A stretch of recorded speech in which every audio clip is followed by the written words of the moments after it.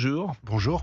J'ai souvent dit qu'un jour, je vous avais entendu, vous disiez que rien ne changerait tant que les délinquants, les criminels, ne seraient pas précisément en bas des appartements haussmanniens ou en bas des hôtels particuliers. Et que ce monde-là, Mmh. qui vit parfois à part, ne se rend pas compte, n'a pas conscience de la réalité de ce que vivent les autres. Ah ouais, je vous le confirme bien volontiers. Peu de gens ont conscience que, lors des émeutes de 2023, ce qui a fait la différence entre une séquence très rude, mais au cours de laquelle l'État a tenu, et une séquence de rupture, c'est que la criminalité organisée, les narcotrafiquants, ont refusé de donner les armes de guerre qu'ils ont aux émeutiers pour ne pas que les émeutiers tuent des policiers et rentrent effectivement dans les quartiers bourgeois, parce qu'à ce moment-là, il y aurait eu une réaction de l'État avec un état d'urgence, etc., qui aurait entravé le business de la grande criminalité. C'est pas par bonté d'âme qu'ils l'ont fait, c'est par intérêt business strict. Si un jour, ou plutôt le jour où, parce que nous sommes un certain nombre à anticiper ce moment, il y a un événement qui génère une émotion telle, et je pense que ça ne pourrait être que autour de l'identité, de la culture, de la religion, une émotion telle que cette rationalité business des narcotrafiquants qui vise à ne pas laisser des armes de guerre être utilisées contre les citoyens ou contre les policiers, si cette rationalité explose, à ce moment-là, on aura une vague de très grande violence, et beaucoup de gens qui sont dans une sorte de stratosphère idéologique au regard de la réalité de terrain descendront brutalement sur Terre. Thibaut de Montbrial est Ouais. le président du Centre de réflexion sur la sécurité intérieure. Il est auteur du livre France, le choc ou la chute aux éditions de l'Observatoire. Et comme il faut toujours dire la vérité aux auditeurs, Monsieur de Montbrial doit partir avant 17 heures. C'est pourquoi nous allons faire une parenthèse dans le sujet que nous traitions, et nous pourrons revenir d'ailleurs à 17 heures sur le monde culturel qui part en guerre contre le Rassemblement national. Mais c'est bien d'évoquer ce qui s'est passé notamment à Marseille avec vous et la guerre contre le narco-banditisme. Marseille est sous le choc après le meurtre d'un deuxième frère d'Amine Kessassi, militant écologiste de 22 ans, engagé dans la lutte contre le narco-banditisme. Le parquet n'exclut pas l'hypothèse d'un assassinat d'avertissement. Écoutez Nicolas Besson, c'est le procureur de Marseille, il était ce matin sur France Inter. Est-ce que la France est en train de devenir un narco-État?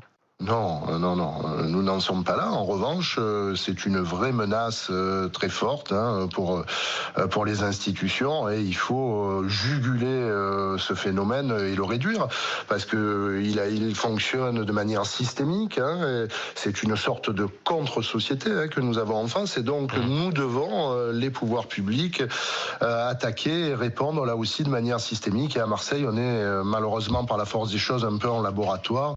Nicolas Besson, ce matin sur France Inter, il est 16h38, vous êtes à l'antenne d'Europe 1 et nous sommes donc avec Thibaut de Montbrial qui, je le rappelle, est président du Centre de réflexion sur la sécurité intérieure. Je vous pose la même question que mon confrère Benjamin Duhamel qu'il posait ce matin à Nicolas Besson. Est-ce que nous sommes en train de devenir un narco-État ? Il y a une tendance, et la tendance, c'est que nous sommes dans cette direction.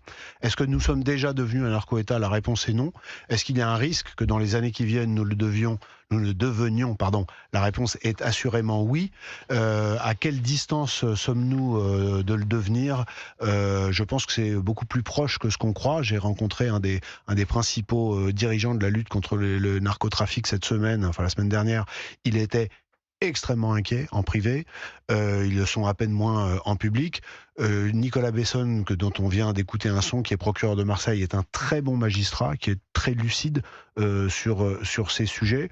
Moi, ce qui me frappe, c'est que lorsqu'il y a eu les travaux, souvenez-vous, du Sénat, avec un rapport très intéressant qui a été rendu au printemps 2024, donc il y a 1 an et demi, sur le narcotrafic, eh bien, beaucoup de magistrats qui avaient été entendus par la commission d'enquête sénatoriale ont dit à cette commission, et tout ça est publié, c'est totalement public, on dit: nous sommes inquiets car nous pensons que bientôt des policiers, des magistrats, des avocats, des élus seront tués par les narcotrafiquants.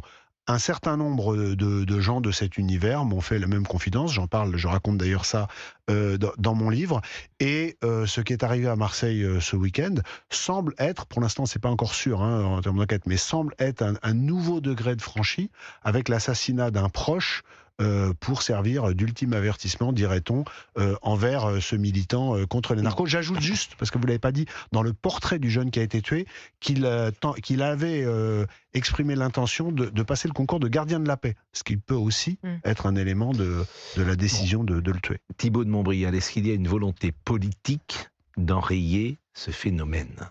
Je pense qu'il y a une très grande ambivalence, parce que d'un côté, oui, évidemment, il y a un problème qui est identifié. Il y a une loi contre le narcotrafic qui a été votée avec Bruno Retailleau et Gérald Darmanin, qui contient énormément de choses positives, même si d'autres ont été censurées par le Conseil constitutionnel, ce qui est également un problème. Mais enfin, il y a déjà beaucoup de choses intéressantes qui ont été adoptées. Mais comme toujours, je vous parlais d'ambivalence, pourquoi ?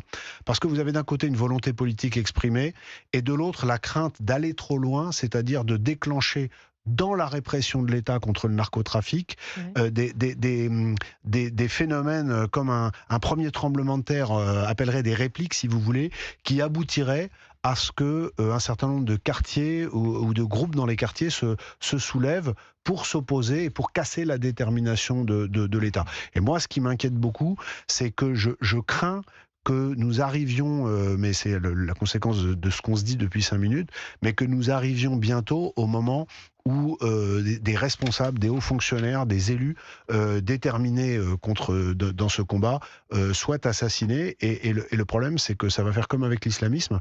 Si vous avez une ou deux personnalités qui est assassinée, ben vous savez, vous en tuez un, vous en terrorisez 1000. Et ça va être très intéressant de voir dans ce cas-là, dans des conditions dont je pense qu'elles ne peuvent être que très dures dans les mois qui viennent, la détermination, et nous verrons à ce moment-là qui réellement a les vertus de courage dont notre pays a besoin et qui ne les a pas. Il est 16h42, on va marquer une pause. Thibaut de Montbrial, président du Centre de réflexion sur la sécurité intérieure, auteur du livre, je le répète, France, le choc ou la chute, aux éditions de l'Observatoire. Vous êtes sur Europe 1, c'est un sujet à la fois passionnant, extrêmement inquiétant, sur lequel vous avez une expertise très grande. On écoutera de nouveau Nicolas Besson et on parlera de la corruption des autorités publiques. On écoutera également François Hollande. Le narcotrafic est grave, dit-il, aussi grave que le terrorisme. Et on imaginera peut-être des solutions, et peut-être en avez-vous. Il est 16h42, à tout de suite. Vous écoutez Pascal Praud, 16h-18h sur Europe 1 à Reims sur le 106.5. Europe 1, Pascal Praud et vous. Il est 16h47 et nous sommes toujours avec Thibaut de Montbrial, et vous parliez de la difficulté, en tout cas la possibilité ou l'hypothèse de personnes qui pourraient être assassinées. Il y a une autre hypothèse, c'est évidemment la corruption, et je voulais vous faire entendre ce que disait le procureur de Marseille, Nicolas Besson. Par exemple, un des nouveaux aspects de ce narcotrafic avec leur argent illimité est d'essayer de corrompre les autorités publiques. Grâce aux renforts qui m'ont été octroyés, j'ai créé au sein du parquet de Marseille une cellule anticorruption pour prendre la problématique dans la transversalité et pour essayer de remonter ces réseaux qui essaient de nous corrompre. Alors, je n'ai évidemment aucune idée de niveau de corruption d'un magistrat, d'un policier, d'un gardien de prison. Intuitivement, j'ai l'impression qu'il est sans doute plus facile de corrompre un gardien de prison, avec des méthodes d'ailleurs d'intimidation, tout simplement. C'est-à-dire que c'est pas forcément de l'argent qui circule. Les menaces contre les familles. Voilà, menaces contre les familles. Et je peux comprendre qu'un gardien de prison qui gagne, je ne sais pas exactement ce que gagne un gardien de prison, mais qu'il n'ait pas envie de jouer sa vie à la roulette russe, et que parfois il puisse fermer les yeux. Je parle pas d'aller plus loin ou de toucher de l'argent. Mais je n'imagine pas en revanche, en France, un magistrat, un policier de haut niveau, je vous vois qui... Je vous laisse finir. Non, je regarde votre visage comme si je disais une énormité. Je vous laisse finir. Je n'imagine pas en France un magistrat corrompu. Là encore, on est sur des dynamiques. Ce que dit le procureur de Marseille, Thibaut de Montbrial. Ce que dit le procureur de Marseille est absolument vrai. Et ce qu'il faut avoir à l'esprit, c'est que d'abord, on a un précédent. C'est la façon dont les pays d'Amérique centrale et d'Amérique du Sud ont été durement frappés, gangrénés par cette grande criminalité liée au trafic de stupéfiants. Donc on voit les évolutions qu'il y a eu là-bas. Il n'y a aucune raison qu'en France, il ne se passe pas les mêmes choses. On a vu en Europe, au début des années 2020, l'évolution des Pays-Bas et de la Belgique, qui est très intéressante. Et surtout, on est sur une dynamique très rapide. Donc la réponse à votre question, vous n'imaginez aujourd'hui pas de la corruption de fonctionnaires. Parce que ça se voit quand même un magistrat corrompu. C'est-à-dire que la sanction qui est prise, ça se voit. Non, parce qu'il n'y a pas que ça. Si la sanction est faible... Toute la difficulté de la corruption, c'est que c'est pas forcément sur les choses évidentes. Ça peut être sur des petits détails. Par exemple, il y a une grande vague depuis quelques mois. On est sur une dynamique, c'est-à-dire qu'il y a une accélération considérable depuis 2 ou 3 ans. Il y a une vague de dossiers de greffiers, donc les secrétaires des magistrats, qui sont des maillons indispensables dans la chaîne judiciaire, de greffiers qui sont poursuivis pour des faits de corruption. Que peut faire un greffier ? Eh bien, tout simplement, casser un délai. C'est-à-dire que vous avez des demandes de mise en liberté qui doivent être examinées sous un délai de tant de jours. Vous gardez la demande de mise en liberté pendant 24 heures ou 48 heures avant de la faire enregistrer au greffe. Vous la gardez par devers vous. Ça a l'air d'être un acte anodin. C'est pas du tout spectaculaire.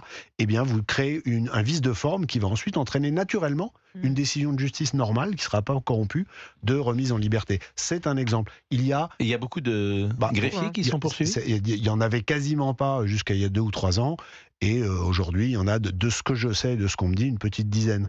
Donc c'est pas beaucoup à l'échelle du nombre de greffiers en France. Évidemment, pour l'instant, il n'y a pas encore eu de condamnation, mais ce sont des soupçons. Et surtout, ce qu'il faut que les gens qui nous écoutent comprennent, c'est que ce sont des sujets qui sont abordés aussi clairement que ce que je fais aujourd'hui avec vous, au sein de tous les gens qui sont chargés de lutter contre ce phénomène. C'est-à-dire que le narcotrafic, c'est une très grande violence, une hyper-violence, entre eux et le cas échéant contre les gens qui s'y opposent, on en a parlé tout à l'heure, et la corruption. C'est le cumul des deux.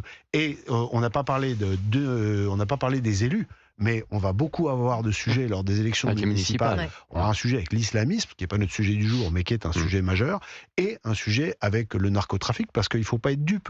Quand on voit dans des petites villes des salles des fêtes brûlées comme ça, on ne sait pas pourquoi, c'est toujours parce que derrière, il y a eu un contentieux lié au trafic de stupéfiants sur la commune, un bras de fer entre le maire, la police municipale et les réseaux locaux, et que les élus ont tenté de s'opposer aux réseaux locaux. Le premier avertissement, c'est de brûler un petit local. Le deuxième, c'est de brûler un grand local. Et le troisième, c'est de passer à l'action physique. C'est ça qui est en train de se passer. Thibaut de Montbrial était avec nous aujourd'hui, après le choc à Marseille, le meurtre d'un deuxième frère d'Amine Kessassi, qui est ce militant écologiste de 22 ans, engagé dans la lutte contre le narco-banditisme. Et le parquet n'exclut pas l'hypothèse d'un assassinat d'avertissement. Je vous propose d'écouter François Hollande, qui était ce matin sur France Inter. Je pense que la question du narcotrafic est aussi grave que la question du terrorisme. Et je pose mes mots. C'est-à-dire que j'ai été le président qui a lutté contre le terrorisme. Aujourd'hui, le narcotrafic à l'échelle internationale, les sommes qui sont en jeu, les mafias qui sont là, les procédés qui sont utilisés, les enfants qui sont, hélas, tués ou qui deviennent des assassins par ce processus-là, ça s'apparente à du terrorisme. Et donc, il faut avoir des méthodes de lutte qui sont de haute intensité, à la fois dans ce qu'on fait ici en France, et je pense qu'on doit aller encore plus loin, de responsabilisation des consommateurs, parce qu'on ne peut pas non plus laisser penser, on dit le cannabis c'est pas grave, mais la cocaïne, qu'est-ce que c'est ? Donc dépénalisation, légalisation, c'est un faux débat. C'est derrière nous. D'accord. Maintenant, cette question est derrière nous. La question du narcotrafic, elle est, pas devant nous, elle est sur nous. Mais je pense qu'on peut tous être d'accord avec ce que dit François Hollande. Oui, c'est une lucidité qu'on aurait aimé voir au pouvoir. Je suis d'accord avec vous, c'est presque un discours de droite. C'est dommage qu'il n'a pas été président de la République. C'est ça, c'est pour ça qu'on aurait aimé voir ce... Bon, en 2015... Oui, mais regardez, François Hollande, sur le terrorisme islamiste, il y a des choses pas mal qui ont été faites, il faut le reconnaître. Mais il y a une décision qui a été, et dont nous subissons encore les effets aujourd'hui, c'est d'avoir nommé Christiane Taubira garde des Sceaux, qui est une décision étymologiquement catastrophique. Bon. Et les solutions. Alors, les solutions. Est-ce qu'il faut taper les consommateurs ? Juste un mot par rapport à ce que dit François Hollande, c'est qu'il y a un point commun entre l'islamisme et le narcotrafic, c'est que ce sont des contre-cultures. C'est-à-dire que ce sont des puissances, des pouvoirs qui prennent la place d'une autorité défaillante. Et que c'est l'effondrement de l'autorité de l'État qui permet à ces deux contre-cultures de prospérer aujourd'hui en France. Bon, les solutions. Est-ce qu'il faut d'abord, comme le dit François Hollande, taper les consommateurs? Alors, c'est pas la priorité, mais je pense que ça fait aussi partie. Je pense qu'il faut... alors, ça existe déjà, hein, il y a des amendes forfaitaires pour les consommateurs. Je pense qu'il faut y aller. Il faut y aller, y compris dans les milieux bourgeois. Moi j'ai entendu des... Il faut faire comment? Faut faire... Est-ce que, par exemple, il faut faire des contrôles comment dit-on, des contrôles inopinés, c'est-à-dire qu'on va dans une salle de concert et puis on... Oui, par exemple, moi j'ai une proposition qui m'a d'ailleurs, j'en discutais avec un policier de haut rang en charge de la lutte anti-stup. C'est on fait du contrôle inopiné de recherche de stupéfiants comme on peut faire sur l'alcool. Et si vous êtes positif, eh ben vous avez une amende et on vous suspend votre permis de conduire pendant 8 jours. Voilà. Il y a des gens qui consomment chez eux quand même dans les soirées. Hein. Oui, bien sûr. Le samedi soir, il y a plein de gens à Paris ou ailleurs qui consomment chez eux, qui se font livrer directement avec un petit message sur les réseaux sociaux terminé. Mais vous avez complètement raison. Je dis pas que c'est simple. Pour contrôler, je veux dire, c'est très compliqué. Pourquoi message sur les réseaux sociaux? Parce que c'est par message sur les réseaux sociaux qu'ils commandent et qu'ils sont livrés, bien sûr. Bien entendu. Je livrais à domicile. Absolument. J'explique dans mon livre, par exemple, comment Snapchat est devenu aujourd'hui une agence d'intérim du crime. C'est très intéressant. Bon, ça c'est la première chose. Et la deuxième chose, est-ce qu'il y a des mesures radicales qu'il faut mettre en place pour lutter? Quand je disais tout à l'heure, est-ce qu'il y a une volonté politique? Alors on va parler de l'éléphant dans la pièce, c'est l'immigration. Hein. Il y a à peu près, il y a une très grande majorité, on va dire, d'organisations criminelles liées au narcotrafic aujourd'hui, qui est d'origine arabo-musulmane, que ce soit des gens qui soient français ou non en termes d'origine et de flux migratoires. C'est un fait politique dont on ne peut pas faire l'économie de le constater. Donc déjà, il y a un problème de lutte contre l'immigration. C'est vraiment quelque chose qu'il faut rappeler, c'est que oui, il y a un lien qui est statistiquement totalement établi. Ensuite, il faut qu'il y ait une coordination police-justice qui soit beaucoup plus efficace. On a besoin de plus de places de prison, on a besoin d'un régime il faut changer le code de procédure pénale qui est aujourd'hui trop favorable aux intérêts des criminels, alors que normalement il devrait être favorable aux intérêts de la société tout en ménageant les droits de la défense. Aujourd'hui, il est devenu trop favorable. On a un juge de l'application des peines qui est aujourd'hui en France capable de défaire ce que le juge qui statue au nom du peuple français a rendu comme décision. Ça, c'est sidérant. Tout un tas de choses. Le juge d'application des peines, c'est sidérant. Mais surtout, ce que je voudrais vous dire, c'est qu'en état d'esprit... 10 secondes. Oui, mais c'est pour ça que les Français n'attendent que ça. C'est-à-dire que moi, je ne comprends pas pourquoi les gens qui sont de gauche républicaine, de droite, de toute tendance confondue, ne sont pas d'accord sur ce qui est ni de droite ni de gauche. La sécurité, c'est un besoin primaire de l'être humain et c'est la base de notre pacte social. Ce sont, Pascal Praud, les sociodémocrates qui font le job en Europe du Nord. Mais vous le savez bien pourquoi. Et il y a une attente massive du peuple. Ce sera un enjeu majeur des 2 années qui viennent, politiquement. Vous le savez bien pourquoi. Parce que ces sujets ont été préemptés depuis 30 ans par le RN et que les autres ne sont pas allés sur ces sujets. Nicolas Sarkozy est allé un petit peu. Mais la situation dont on vient de parler, les faits qui arrivent tous les jours permettent, je pense, devraient permettre d'y arriver. Merci beaucoup Thibaut de Bonbrial. Merci pour cette intervention. Et je rappelle que vous êtes président du Centre de réflexion sur la sécurité intérieure. Il va être 17h. On pourra évidemment débriefer dans quelques secondes ce que vous avez dit parce que c'est un sujet particulièrement inquiétant. À tout de suite.